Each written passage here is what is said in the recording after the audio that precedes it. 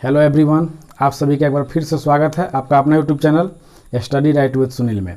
और मैं जो भारतीय भूगोल में हिमालय पर्वत का जो चैप्टर पढ़ा रहा हूँ, ठीक है ना, हिमालय पर्वत, उसमें हिमालय पर्वत का जो मेरा सीरीज चल रहा है उसमें हम हिमालय पर्वत के बारे में उसकी मोटी मोटी विशेषता और उसकी निर्माण प्रक्रिया में कुछ चर्चा कर चुका हूँ। उसकी मोटी मोटी विशेषताओं को मैं भली भांति पढ़ा दिया हूँ और उसके निर्माण प्रक्रिया जो चल रहा है उस निर्माण प्रक्रिया में कोबर का भूसन्नति सिद्धांत, ठीक है ना, यानी कि हिमालय पर्वत का निर्माण कैसे हुआ है, उत्थान कैसे हुआ है। आज जहाँ हिमालय पर्वत विशाल खड़ा है वहाँ पर टेथिस नाम का भूसन्नति था या टेथिस महासागर था। उस महासागर में इतने विश्व के सबसे ऊंचे विशाल पर्वत का जो निर्माण हो गया, तो ये निर्माण कैसे हुआ हम इसके बारे में बहुत ही अच्छे तरीके से चर्चा करते जा रहे हैं, जिसमें हम कोबर की भूसन्नति सिद्धांत, एक कोबर महोदय ने इसका भूसन्नति सिद्धांत दिया था जिसमें बहुत ही भली भांति अच्छे तरीके से उन्होंने बताया है। और हिमालय पर्वत का जो रूपरेखा है उनके सिद्धांत से बहुत ही काफ़ी मेल खाता है। और एक हैरी हेस का प्लेट टेक्टोनिक सिद्धांत है जो हिमालय निर्माण की बहुत ही सटीक व्याख्या करता है, यानी हिमालय निर्माण की सबसे सटीक व्याख्या प्लेट विवर्तनिकी सिद्धांत, जिसको प्लेट टेक्टोनिक सिद्धांत कहते हैं, वो हैरी हेस का प्लेट टेक्टोनिक सिद्धांत है जो बहुत ही अच्छी व्याख्या करता है। और सटीक जो हिमालय पर्वत के बारे में, उसके उत्थान के बारे में, उसकी उत्पत्ति के बारे में जो सबसे अच्छा जानकारी और सटीक और तथ्य के साथ जो साबित किए हैं वो प्लेट टेक्टोनिक सिद्धांत ही है। तो आइए हम इस पर चर्चा करेंगे और इस मानचित्र के माध्यम से हम उसको समझते चलेंगे कि प्लेट टेक्टोनिक सिद्धांत क्या होता है और कैसे उससे हिमालय पर्वत की उत्पत्ति हुई है। तो चलिए शुरू करते हैं।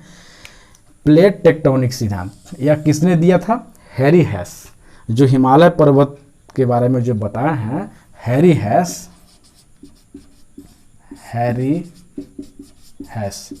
ठीक है ना। हैरी हेस का प्लेट टेक्टोनिक सिद्धांत, इन्होंने बताया कि हिमालय पर्वत का निर्माण कैसे हुआ।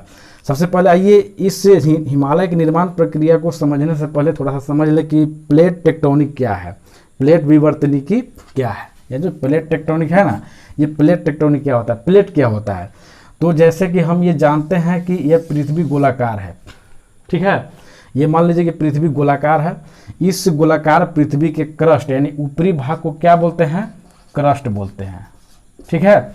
इस क्रस्ट से 100 से 200 किलोमीटर की गहराई तक, मान के चलिए कि यहाँ तक 100 से 200 किलोमीटर की ये गहराई तक एक दृढ़ भूखंड पाया जाता है। क्या होता है?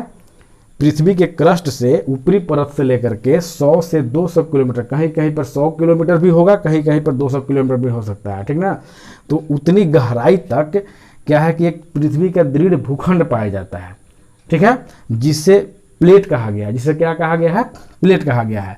तो ये क्रस्ट से 100 से 200 किलोमीटर, 100 से 200 किलोमीटर की गहराई तक जो दृढ़ भूखंड है उसको प्लेट कहेंगे। और यह प्लेट जो है कोई एक भाग में नहीं है, यह पूरे प्लेट 6 भागों में बटा हुआ है। कितने भाग में बटा हुआ है? 6 भाग में। यानी कि जैसे ये प्लेट जो हुआ ये कुल 6 भाग में है। जैसे यहाँ से यहाँ तक 1 2 3 4 5, 1 2 3 4 5, ये मान लीजिए कि 6, ठीक है।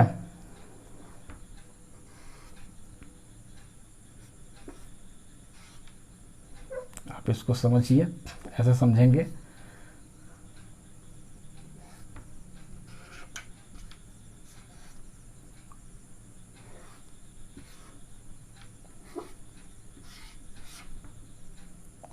एक दो 3 4 5 6, ठीक है। कुल 6 भाग में प्लेट बटा हुआ है। ऐसा नहीं कि पूरा गोला में ही है, ये कहीं कहीं पर अलग अलग भी हैं। तो कुल 6 प्लेटों में, यानी कि पृथ्वी के क्रस्ट से लेकर के 100 से 200 किलोमीटर की गहराई तक 6 भागों में दृढ़ भूखंड जो स्थित है उसी को प्लेट कहेंगे। और यह प्लेटें स्थिर नहीं है, ये प्लेटें गतिमान हैं, यह प्लेट गतिशील हैं। यानी कि मान के चलिए कि जैसे ये प्लेट 3 और 4 ये या तो आपस में सटेंगे क्योंकि इसके नीचे प्लेट जिस पर स्थित है उस प्लेट के नीचे हल्का क्या बोलते हैं कि द्रवित अवस्था में, मतलब कि बहुत ही मुलायम सॉफ्ट अवस्था में धरातल स्थित है और उसी पर ये तैरते रहते हैं। ये प्लेट क्या है, तैरते रहते हैं, मतलब कि फिसलते रहते हैं, गति करते रहते हैं। तो ये प्लेटें गति करते हैं और इस प्लेट में 3 प्रकार की गति होता है। जैसे एक प्लेट ये है, एक प्लेट ये है, तो ये दोनों आकर के आपस में सटेंगे। आप स्वाभाविक मान लीजिए अगर ये दोनों प्लेट एक दूसरे में सटेंगे मतलब इससे ही अलग जाएगा, है ना। यानी कि अगर कोई भी 2 प्लेट आपस में सटेंगे तो एक प्लेट दूसरे से अलग होगा, ठीक है। ये एक दूसरे से अलग होंगे तो किसी में न किसी जा करके वो टकराएगा।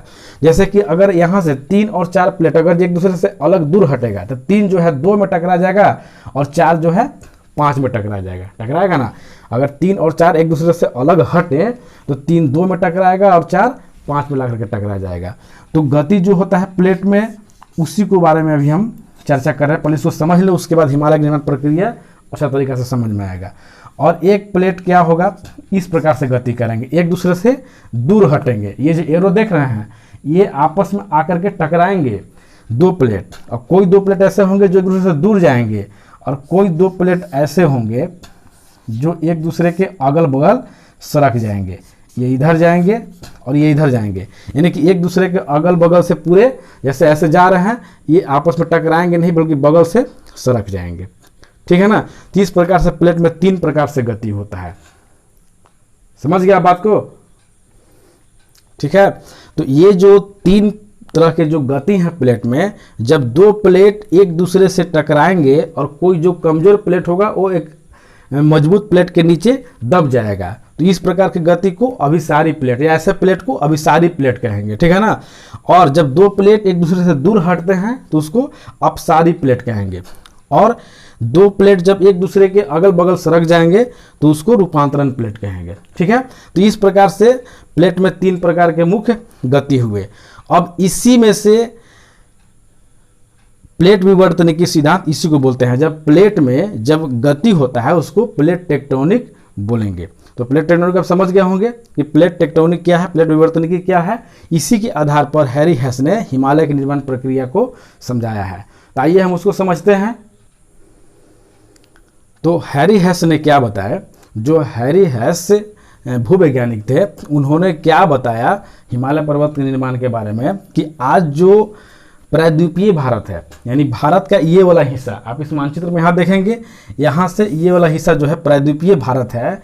यह प्रायद्वीपीय भारत बहुत ही पुराने भूखंड है और यह प्रायद्वीपीय भारत अफ्रीका महाद्वीप से टूट करके, यानी कि यह गोंडवाना लैंड का भाग था। किसका भाग था, गोंडवाना लैंड का भाग है। और यह अफ्रीका महाद्वीप से टूट करके उत्तर पूर्व की ओर प्रवाहित हुआ। यहाँ हम देखिए प्रायद्वीपीय भारत को बना के दिखाने का प्रयास किया है और यह उत्तर पूर्व की तरफ यह प्रवाहित हो रहा है। किधर, उत्तर पूर्व, यानी कि यहाँ उत्तर होता है, यहाँ दक्षिण। जैसे देखिए यह उत्तर, यह दक्षिण, यह पूरब, यह पश्चिम। तो ये जो कोना में इधर जाएगा ना, ये उत्तर पूर्व हुआ, ठीक है ना। तो उत्तर पूर्व की तरफ ये प्रभावित हुआ। आप यहाँ से ऐसे समझिए, एक बार फिर से समझिए कि भारत का प्रायद्वीपीय भारत जो है वह गोंडवाना लैंड का हिस्सा है और वह अफ्रीका महाद्वीप से टूट करके उत्तर पूर्व की ओर प्रवाहित होना शुरू हुआ। यह कौन सा प्लेट है, इंडियन प्लेट है। कौन प्लेट है, इंडियन प्लेट। यहाँ देखिए लिखा हुआ है, इसे इंडियन प्लेट कहते हैं क्योंकि इसके ऊपर इंडिया स्थित है और इसके उत्तर में, ठीक है ना। आप यहाँ समझिए कि यहाँ पर यह बीच में यह जो मानचित्र में हम दिखाए हैं यह टेथिस भूसनती है, टेथिस सागर है। कौन सा सागर है, जो ब्लू कलर से बनाया हुआ है यहाँ पर टेथिस सागर है। इसके उत्तर में यूरेशियन प्लेट जिस पर यूरोप और एशिया स्थित है उसको बोलेंगे यूरेशियन प्लेट। और उसके दक्षिण में, टेथिस सागर के दक्षिण में इंडियन प्लेट जिस पर इंडिया स्थित है, ठीक है ना। तो यह इंडियन प्लेट और यूरेशियन प्लेट, इन दोनों के बीच में क्या था, टेथिस सागर था। यह इंडियन प्लेट किसका भाग है, यह अफ्रीका महाद्वीप से टूटा हुआ यह भाग है। और यानी कि यह उत्तर पूर्व की ओर जब प्रभावित होने लगा, यानी कि यहाँ अफ्रीका महाद्वीप इधर है। आप विश्व के मानचित्र जब निकाल करके देखेंगे आपको उसमें दिखेगा कि अफ्रीका कहाँ है। वहाँ से टूट करके यह इंडियन प्लेट उत्तर पूर्व की ओर प्रवाहित हुआ और इसकी गति इतनी स्पीड नहीं है कि आपको दिख जाएगा या महसूस हो जाएगा, लेकिन धीरे धीरे ही बहुत लाखों वर्ष तक ये प्रवाहित होते गया और यहाँ से प्रवाहित होते होते यहाँ से यहाँ पहुँचा, यहाँ से यहाँ पहुँचा और ये कहाँ पहुँच गया, टेथिस सागर के पास। जब टेथिस सागर के पास पहुँचा तो टेथिस सागर में बहुत सारे मलबा स्थित थे, चूँकि यहाँ से नदियाँ निकलती होगी। यह कोबर महोदय ने भी बताया था कि बीच में टेथिस भूसनती था और उसके उधर कोबर के हिसाब से उसके उधर उत्तर में अंगारा लैंड था और ये गोंडवाना लैंड था, वो ये बताए। यहाँ भी हैरी हेस का टेक्टोनिक सिद्धांत भी यही बोलता है कि यह अफ्रीकन महाद्वीप से टूटा हुआ जो है इंडियन प्लेट जो है उत्तर पूर्व की ओर जब प्रवाहित हुआ और टेथिस महासागर के पास जब पहुंचा तो यहाँ आने के बाद भी यह रुका नहीं। यह क्या हुआ कि और उत्तर पूर्व की तरफ प्रवाहित होते रह गया। उससे क्या हुआ, इसके परिणाम स्वरूप क्या हुआ कि जो टेथिस सागर में मलबा जो जमा हुआ था, मलबा यानी कि नदी के माध्यम से जो ला करके उसमें बालू कंकड़ पत्थर मिट्टी गाद जो जमा किया जाता है सागर के तली पर, ठीक है ना, तो उसे मलबा बोलेंगे। और यहाँ से जो भी नदियाँ निकलती थी इसमें अपना जल गिराती थी, यहाँ से नदियाँ निकलती थी इसमें अपना जल गिराती थी, तो उस जल नदी के जल के माध्यम से उसमें बहुत सारे मलबा जमा होते चले गए थे। तो इसमें स्थित मलबा में क्या हुआ, जब जो दबाव पड़ा यानी कि इधर से जब इंडियन प्लेट जाकर के यूरेशियन प्लेट से टकरा गया, ठीक है ना, जब इंडियन प्लेट का टकराव यूरेशियन प्लेट से हुआ या जाकर के टकराया तो बीच में जो मलबा स्थित था उसमें दबाव पड़ा और उसमें वलन का क्रिया होने लगा। किस चीज़ का क्रिया हुआ, वलन का क्रिया हुआ और उसी वलन क्रिया के कारण उस मलबा में मोड़ पड़ गया और उस वही मोड़ से वलित पर्वत या मोड़दार पर्वत हिमालय का निर्माण हुआ। ठीक है, आप इसको ऐसे समझ लें, जैसे देखिए एक एग्जाम्पल, जैसे ये मान के चलिए कि ये कोई गीला मिट्टी है। क्या है, यह गीला मिट्टी है। इसके ऊपर एक आप ईंट ले लीजिए, एक ईंट आप यहाँ ले लीजिए, ठीक है।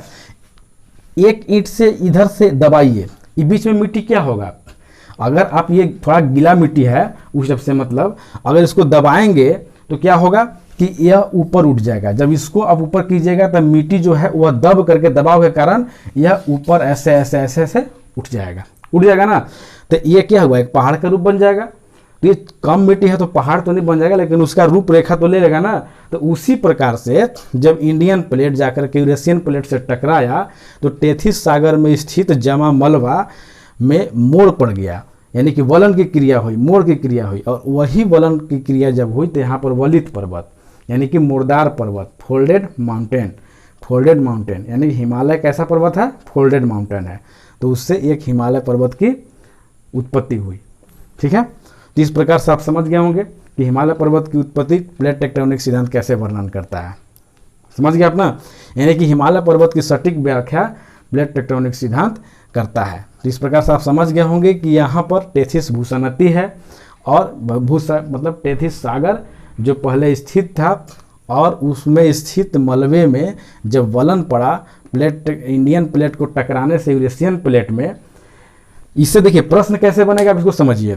टेथिस भूसनती के उत्तर में कौन सा प्लेट था, तो यूरेशियन प्लेट जिस पर यूरोप और एशिया स्थित है। इंडिया और दक्षिण में इंडियन प्लेट, कौन सा प्लेट किस में जाकर के टकराया, तो इंडियन प्लेट यूरेशियन प्लेट में जाकर के टकराया। यहाँ से ऑब्जेक्टिव क्वेश्चन भी बहुत सारे बनेंगे, आप उसको भी अच्छे तरीक़ा से याद करते जाएंगे। एक बार ध्यान से इसको आप देख लेंगे तो आपको हर तरह के क्वेश्चन इसमें कवर हो जाएगा। ठीक है ना। टेथिस सागर में स्थित मलबा जब इससे टकराया तो मलबा में वलन पड़ गया, उस पर दबाव बनेगा तो मोड़ पड़ेगा ही। ठीक है ना, और उसी से वलित पर्वत हिमालय का निर्माण हुआ जो विश्व के सबसे ऊंचे पर्वत श्रृंखला में आज शामिल हो गए। ठीक है ना। तो इस प्रकार से हिमालय की उत्पत्ति हुई। हमने हिमालय के कोबर का भूसनती सिद्धांत, हिमालय की उत्पत्ति के बारे में जो हुआ था मैं उस पर भी बहुत ही अच्छे तरीके से चर्चा किए हूँ इसके पिछले वीडियो में। अगर आप उस वीडियो को नहीं देखे होंगे तो मैं इस वीडियो के लास्ट डिस्क्रिप्शन में भी उस वीडियो का लिंक दे दूँगा, आप वहाँ से भी देख सकते हैं। और नहीं तो हमारे इस चैनल यहाँ देखिए स्टडी राइट विथ सुनील, इस पर भी सर्च करके आप प्लेलिस्ट हमारे होम पेज पर जा कर के उस प्लेलिस्ट से भी आप उसको देख सकते हैं। तो मैं उम्मीद करता हूँ कि आपको ये हिमालय पर्वत की उत्पत्ति प्लेट टेक्टोनिक के सिद्धांत के हिसाब से जो व्याख्या किया हुआ है वो आप अच्छे तरीके से समझ गए होंगे। और अगर एक बार में समझ में नहीं आता है तो आप वीडियो को 2 से 3 बार देखें, और ज़्यादा फास्ट लगता है तो वीडियो को पॉज कर दें और उसके बाद आप इसको नोट करें अच्छे से और उसको तैयारी करें। ठीक है ना। तो चलिए मैं इस टॉपिक को यहीं पर समाप्त करता हूँ। इस प्रकार से हिमालय की उत्पत्ति आज यहीं पर समाप्त हुए। अब अगले वीडियो में हम इसके सभी समांतर श्रेणी, हिमालय के सभी समांतर श्रेणी और उसका विभाजन, जैसे कि उसका प्रादेशिक विभाजन, उसका देशांतरीय विभाजन, देशांतरीय विभाजन में कैसे कैसे हैं, यानी कि हिमालय के कितने श्रृंखलाएँ हैं, 4 श्रृंखलाएँ, ट्रांस हिमालय, बृहद हिमालय, लघु हिमालय और शिवालिक, और प्रादेशिक विभाजन, जो इसका प्रादेशिक विभाजन होता है नदियों के आधार पर। तो इस प्रकार से उसके विभाजन के बारे में हमने अगले नेक्स्ट वीडियो में तैयारी करेंगे। ठीक है ना, और उसमें अच्छे तरीके से समझेंगे। तो आज इस टॉपिक को मैं समाप्त कर दे रहा हूँ। और अगर मेरा वीडियो आपको पसंद आता होगा तो मेरे चैनल को लाइक, शेयर और सब्सक्राइब जरूर करें। और सब्सक्राइब करने से और बेल आइकन दबाने से क्या होगा कि मैं जब भी वीडियो अपलोड करूँगा उसका नोटिफिकेशन आप तक सबसे पहले पहुँच जाएगा, ताकि आपका एक भी वीडियो मिस ना हो। और अगर आप एक भी वीडियो मिस नहीं करेंगे तो मैं ये वादा करता हूँ कि मैं इंडियन ज्योग्राफी और वर्ल्ड ज्योग्राफी आपको निश्चित पूरा तैयारी करा दूँगा। चलिए ठीक है, थैंक यू।